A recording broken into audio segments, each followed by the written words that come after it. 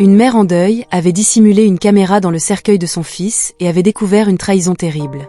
L'atmosphère était suffocante alors que Denise était assise dans son salon paisible, tenant une photo encadrée de son fils de 17 ans, Isaiah. Il y a à peine quelques jours, cette même maison résonnait de son rire, de sa musique provenant de sa chambre à l'étage, et l'odeur de ses collations préférées flottait dans les couloirs. Maintenant, le silence était insupportable. Isaiah était parti. Une mort tragique et soudaine l'avait arraché à la vie, laissant Denise submergée par une mer de questions sans réponse. Le rapport officiel avait évoqué une cause naturelle, mais quelque chose n'allait pas pour Denise. Son fils était en bonne santé, dynamique et plein de vie. Comment un adolescent sans antécédents médicaux pouvait-il simplement cesser de respirer? Les médecins avaient peu éclairci la situation, leur ton distant et leurs explications vagues. Isaiah méritait mieux que cela, il méritait des réponses. Au fil des jours, le poids de son chagrin ne faisait que s'alourdir. Ses amis et sa famille allaient et venaient, offrant leurs condoléances, des plats faits maison et des mots réconfortants, mais rien de tout cela ne comblait le vide ni n'apaisait la douleur dans sa poitrine. La nuit, elle restait éveillée à contempler le plafond, repassant leur dernière conversation dans son esprit. Il était si enthousiaste à propos de son prochain match de basket, de ses projets d'inscription à l'université, de son avenir. Comment cet avenir avait-il pu lui être volé si brusquement? Puis, soudain, étaient venus les murmures. Un voisin, parlant à voix basse à la maison funéraire, avait mentionné quelque chose d'étrange au sujet du corps d'Isaiah. « Avez-vous remarqué les marques sur son cou ?» avait-il demandé, leur voix à peine audible mais tranchante dans les pensées de Denise comme une lame. Elle ne l'avait pas remarqué, mais ce commentaire résonnait de plus en plus fort dans son esprit à chaque instant qui passait. Ce n'étaient pas seulement les mots du voisin. Denise ne pouvait ignorer la manière dont le directeur des pompes funèbres évitait son regard lorsqu'elle posait des questions sur l'autopsie. Ses réponses semblaient répétitives, ses explications trop rapides pour balayer ses inquiétudes. Quelque chose n'allait pas. Son chagrin s'était transformé en suspicion. Et cette suspicion, comme Denise l'apprendrait bientôt, avait une façon de révéler des vérités que certaines personnes préféraient garder cachées. Mais elle ne pouvait pas se résoudre à abandonner. Elle savait que ce n'était que le début d'un voyage qui l'emmènerait dans des endroits qu'elle n'aurait jamais imaginés. Denise ne parvenait pas à se défaire de son malaise. Les paroles des voisins, les regards nerveux du directeur des pompes funèbres et même son propre instinct lui indiquaient que quelque chose n'allait pas. Elle se retrouva obsédée par chaque détail, repassant chaque interaction dans son esprit, espérant trouver la pièce manquante du puzzle. Sa première étape fut d'appeler le bureau du médecin légiste. Il lui fallut 2 jours pour rassembler son courage, ses mains tremblant alors qu'elle composait le numéro. La voix à l'autre bout du fil était polie mais mécanique. Le rapport d'autopsie avait été déposé, cause du décès, arrêt cardiaque. Arrêt cardiaque, répéta-t-elle, sa voix brisée. Il était en bonne santé, il n'a jamais eu de problème cardiaque. Pouvez-vous expliquer, madame? Les résultats sont concluants, interrompit la personne. Je suis désolée pour votre perte, et juste comme ça, l'appel se termina, la laissant avec plus de questions que de réponses. Le désespoir l'incita à approfondir ses recherches. Elle retourna à la maison funéraire sous prétexte de faire des arrangements, espérant prendre le directeur des pompes funèbres au dépourvu, mais ses réponses restèrent vagues, son comportement rigide lorsqu'elle interrogea sur les marques sur le cou d'Isaiah. Il hésita une fraction de seconde, juste assez pour confirmer ses pires craintes. « Je suis sûre que ce n'est rien d'extraordinaire, dit-il rapidement, sa voix vacillant parfois. Le corps change après la mort. Denise savait qu'il mentait. Cette hésitation, ce scintillement, la peur dans ses yeux, c'était tout ce qu'elle avait besoin de voir. Mais plus elle posait de questions, plus elle rencontrait de résistance. Ses amis, qui l'avaient soutenue, l'exhortaient maintenant à abandonner. Elle devait se concentrer sur sa guérison. Il lui disait de laisser tomber cette obsession, de se reconstruire. Sa propre famille commençait à prendre ses distances avec elle. Dans sa quête incessante de vérité, elle persista. Elle demanda une copie du rapport d'autopsie et l'étudia tard dans la nuit, mais le jargon médical ne fit qu'accroître sa frustration. D'autres termes qu'elle ne comprenait pas étaient incohérents. Chaque page semblait crier que quelque chose n'allait pas. Son point de rupture survint lorsqu'elle entendit une conversation entre 2 coéquipiers d'Isaiah. Ils parlaient à voix basse lors de la veillée funèbre. Leurs mots étaient à peine audibles au milieu des murmures des invités en deuil. « Avez-vous entendu ce qui s'est réellement passé ?» murmura l'un d'eux à propos d'Isaiah. « J'ai entendu quelqu'un s'en prendre à lui avant que cela n'arrive. » Denise se figea, le souffle coupé. Elle se tourna pour les confronter, mais ils se turent, leur visage trahissant leur culpabilité. Ils ne diraient plus un mot, peu importe combien elle plaidait. Mais leur phrase inachevée suffisait à lui faire comprendre que la mort d'Isaiah n'était pas seulement une tragédie, c'était une dissimulation. Et si personne d'autre ne découvrait la vérité, elle devrait le faire elle-même. Le cœur de Denise s'emballa alors qu'elle était assise dans sa cuisine, fixant le petit appareil noir dans sa main. Il était arrivé par la poste plus tôt dans la journée, une petite caméra cachée qu'elle avait achetée en ligne. Elle ressentit un pincement de culpabilité pour avoir même pensé à cela. Quel genre de mère place une caméra dans le cercueil de son enfant? Mais il ne s'agissait pas d'elle, il s'agissait d'Isaiah. Son esprit tourbillonnait avec les possibilités de ce qui aurait pu se passer.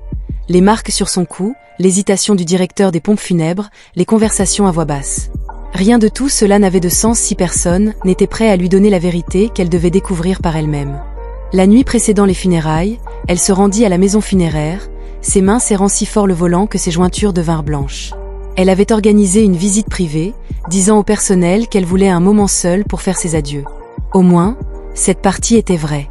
Quand elle entra dans la pièce, la vue d'Isaiah allongé dans le cercueil la brisa presque. Son visage, autrefois si plein de vie et de malice, semblait maintenant pâle et distant. Elle murmura une prière en repoussant une mèche de cheveux de son front avant de placer discrètement l'appareil à la base du cercueil, caché sous la doublure en soie. Ses mains tremblaient, ses larmes tombaient sur le velours alors qu'elle travaillait rapidement. Chaque partie d'elle voulait s'arrêter, cela lui semblait mal, invasif, mais elle ne pouvait se défaire du sentiment qu'Isaiah comptait sur elle pour comprendre ce qui s'était réellement passé. Alors qu'elle fermait le couvercle du cercueil, elle fit un signe et promit à son fils qu'elle irait au fond des choses, quoi qu'il arrive. Le lendemain matin, les funérailles furent un flou de larmes et de condoléances. Denise entendit à peine les paroles du prédicateur ou les hymnes de la chorale. C'était tout à quoi elle pouvait penser. La caméra enregistrait-elle silencieusement à l'intérieur du cercueil après le service, alors que les invités sortaient et que le cercueil était transporté au cimetière? Denise s'excusa et s'assit seule dans sa voiture. Ses doigts agitaient son téléphone où le flux de la caméra était synchronisé. Elle savait qu'elle ne devrait pas. Elle ne l'avait pas vérifié si tôt, ce n'était pas prudent d'attirer l'attention, mais la tentation était irrésistible. Elle ouvrit l'application et son cœur s'arrêta presque immédiatement.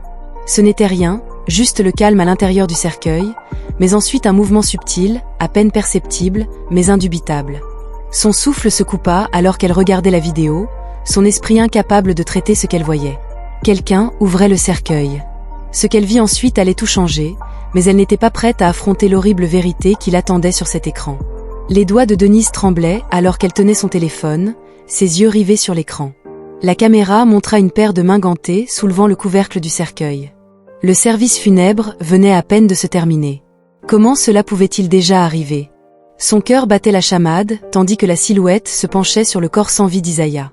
Le visage de la personne était partiellement masqué par un masque, mais leurs actions étaient troublantes. Il fouillait dans les poches d'Isaiah, en sortant des objets personnels dont elle ne savait même pas qu'ils avaient été placés dans le cercueil. Un bracelet que sa grand-mère lui avait offert, une lettre pliée d'un ami, même son téléphone, des objets censés être enterrés avec lui. Le souffle de Denise se coupa alors que la silhouette manipulait le corps d'Isaiah avec un mépris glacial, le déplaçant comme s'il s'agissait d'un simple objet plutôt que de son fils bien-aimé. Puis vint le moment qui la brisa complètement. La silhouette ajusta le col de la chemise d'Isaiah et là, claire comme le jour. Les ecchymoses sur son cou étaient-elles sombres, indéniables et d'une précision effrayante, comme des empreintes digitales pressées sur sa peau? L'intrus masqué s'était figé un instant, réalisant que les marques pouvaient être remarquées. Denise les avait observées avec horreur pendant qu'il fouillait dans un sac, sortait une petite trousse de maquillage et commençait à dissimuler les ecchymoses. Une vague de nausée lui était montée à la gorge. Qui qu'il soit, il ne se contentait pas de voler, il cachait des preuves. Puis, le coup final était arrivé, la silhouette avait sorti une seringue. Denise n'avait pas pu respirer en les voyant injecter quelque chose dans le bras d'Isaiah. Leurs mouvements étaient rapides et répétitifs, que pouvait-il bien faire? Son esprit était envahi de questions sans réponse. La scène s'était terminée avec la silhouette fermant calmement le couvercle du cercueil, ne laissant aucune trace de leur passage. Denise était restée assise, figée dans sa voiture, son corps tremblant d'un mélange de colère, de peur et de dégoût. Elle avait revu la vidéo, espérant avoir mal compris ou raté quelque chose, mais les preuves étaient claires. Son fils n'était pas simplement mort de manière mystérieuse. Quelqu'un avait manipulé son corps, et ses ecchymoses n'étaient pas une partie naturelle de sa mort. Son esprit était revenu au comportement nerveux du directeur des pompes funèbres, à ses réponses évasives, au rapport d'autopsie qui n'avait aucun sens. Tout cela indiquait quelque chose de plus grand, quelque chose de bien plus sombre qu'elle n'aurait pu l'imaginer. Mais à qui pouvait-elle faire confiance? Les images de la police, de la maison funéraire, chaque option lui semblait risquée, et le poids de ce qu'elle venait de découvrir était trop lourd à porter seule. Mais elle savait une chose avec certitude. Elle ne pouvait pas laisser passer cela, quoi qu'ils essaient de cacher. Elle mettrait tout en lumière, quoi qu'il arrive. Cela lui avait coûté cher. Denise savait qu'elle n'avait pas le choix. Les images en sa possession étaient indéniables. C'était la preuve que quelqu'un avait non seulement profané le corps de son fils, mais avait peut-être joué un rôle dans sa mort. Son chagrin s'était transformé en une résolution ardente.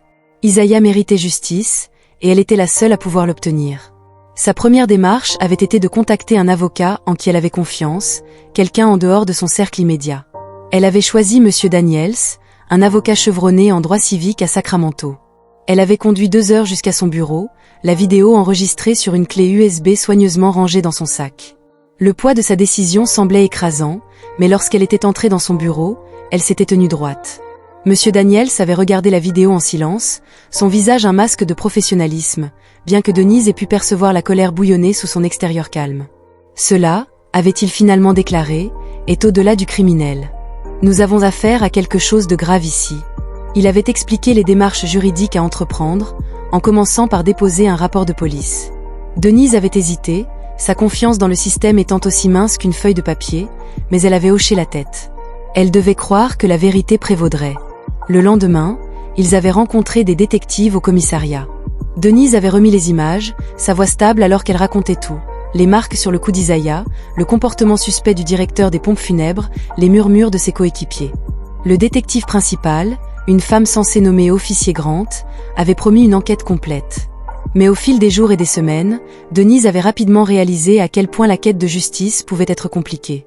La maison funéraire avait nié toute faute, affirmant que les images avaient été falsifiées, et le bureau du médecin légiste avait refusé de rouvrir le dossier d'Isaiah sans nouvelles preuves. Puis, il y avait eu des menaces voilées tard dans la nuit. Son téléphone avait vibré avec un numéro inconnu, et elle avait répondu à une voix basse et menaçante qui l'avertissait d'arrêter de poser des questions. Les mains de Denise tremblaient, mais elle avait refusé de se laisser intimider. Elle avait transmis l'appel à l'officier Grant, qui lui avait assuré qu'il le tracerait. L'enquête avait commencé à révéler des détails choquants. La maison funéraire avait été impliquée dans de multiples scandales au fil des ans.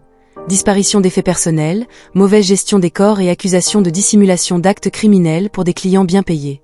À mesure que de plus en plus de témoins se présentaient, le réseau de corruption s'élargissait. Mais la révélation la plus accablante venait des coéquipiers d'Isaiah sous protection policière. L'un des garçons avait finalement admis ce qu'il avait trop peur de dire plus tôt.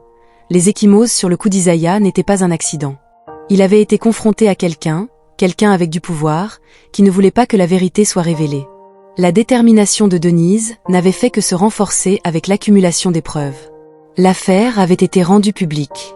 Les médias avaient repris l'histoire, et bientôt le nom d'Isaiah était devenu un cri de ralliement pour le changement. Des manifestants s'étaient rassemblés devant la maison funéraire pour exiger des comptes. Denise était restée ferme à chaque entretien, à chaque audience au tribunal, à chaque appel tard dans la nuit avec Monsieur Daniels. Elle faisait face à tout avec la même détermination féroce. Mais même lorsque la vérité commençait à émerger, elle savait qu'il ne s'agissait plus seulement d'Isaiah, mais de chaque famille en deuil réduite au silence, de chaque injustice balayée sous le tapis. Et elle ne s'arrêterait pas tant que le système ne serait pas contraint de changer. Le procès avait été long et éprouvant, rempli de témoignages choquants et de moments qui avaient laissé Denise agrippée au bord de son siège. Le propriétaire de la maison funéraire, acculé par les preuves, avait finalement admis avoir mis en place un modèle de dissimulation. L'intrus vu dans les images s'était révélé être un employé agissant sous les ordres pour dissimuler des signes d'actes criminels, des ecchymoses et d'autres blessures qui auraient pu indiquer la véritable cause du décès d'Isaiah. Mais la véritable percée s'était produite lorsque l'autopsie d'Isaiah avait été réexaminée par un expert médical indépendant. Le rapport avait confirmé ce que Denise soupçonnait depuis le début. La mort d'Isaiah n'était pas due à des causes naturelles, il avait été étranglé. La vie de son fils lui avait été enlevée, et les marques sur son cou étaient la preuve d'une lutte violente. La salle d'audience était restée silencieuse pendant que l'expert rendait ses conclusions. Les larmes de Denise avaient coulé à flot, un mélange de soulagement et d'angoisse. La vérité avait finalement été révélée, mais cela avait eu un prix. Les coupables avaient été condamnés. La maison funéraire et les personnes impliquées dans la dissimulation avaient fait face à des conséquences juridiques. La maison funéraire avait été fermée, et son nom était devenu synonyme de scandale et de corruption. Mais pour Denise, la victoire semblait creuse. Rien ne pouvait ramener Isaiah. Cependant, elle savait que son combat n'avait pas été vain. L'affaire avait déclenché l'indignation nationale, conduisant à des réglementations plus strictes pour les pompes funèbres et à une meilleure surveillance des cas de décès inattendus. Des familles avaient contacté Denise, la remerciant pour son courage et partageant leurs propres histoires de questions sans réponse et de vérités enfouies. Des mois plus tard, Denise se tenait sur la tombe d'Isaiah, le soleil du matin projetant une lueur dorée sur le cimetière. Elle avait déposé des fleurs fraîches sur la pierre tombale, ses doigts effleurant les mots gravés, « Aimer pour toujours, rappeler pour toujours ». « Je l'ai fait, Isaiah, murmura-t-elle, je t'ai promis que je trouverais la vérité, et je l'ai fait. » Sa voix s'était brisée, mais elle ressentait une force en elle, une force qu'elle ne savait pas qu'elle possédait. En se retournant pour partir, elle avait ressenti un étrange sentiment de paix, non pas parce que son chagrin s'était atténué, mais parce que l'histoire de son fils avait changé des vies. Elle savait qu'elle porterait sa mémoire non seulement en tant que mère ayant perdu son fils, mais en tant que femme ayant refusé de laisser son fils mourir en vain. L'histoire de Denise ne consistait pas seulement à découvrir la vérité. C'était un témoignage du pouvoir de l'amour et des efforts qu'une mère ferait pour obtenir justice. Si vous avez déjà été confronté à l'injustice, ne laissez pas la peur vous faire taire, avait-elle déclaré à la fin de son interview télévisée. Votre voix est plus forte que vous, avait-elle ajouté, et c'était son message final, un appel à tous ceux qui regardaient à défendre ce qui est juste, même lorsque cela semble impossible, car parfois, la chose la plus puissante que vous puissiez faire est de refuser d'abandonner.